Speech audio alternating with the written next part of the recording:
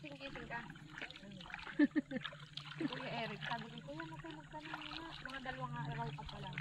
Di ba Webes ka nagkaganon? Biyernes dumating ako. Yun, yung Biyernes dumating. Sabi ko, kuya, patulog ka na muna. Ilang gabi ka na pala. 2 gabi ka na pala. Morning po. Sabi, para mamayang gabi pag ito'y nagising, hindi ikaw naman. Ayun to kami ni Ate Mayet, binabagyan ka namin. Mamaya, nakaharap ng pagkahaba-haba. Oo nga. Sabi ni Ate Mayet, kanina mo ba pinainom yung sleeping pills? Para kay Kuya Eric mo na painom.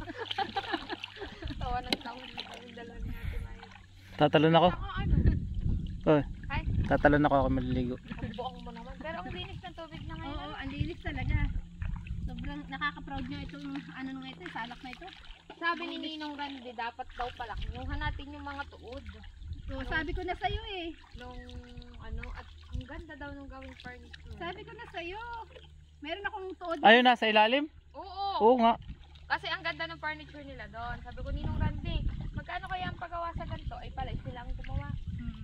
Sabi, pag sa inaanak, ay mura lang. Nagtatawa na.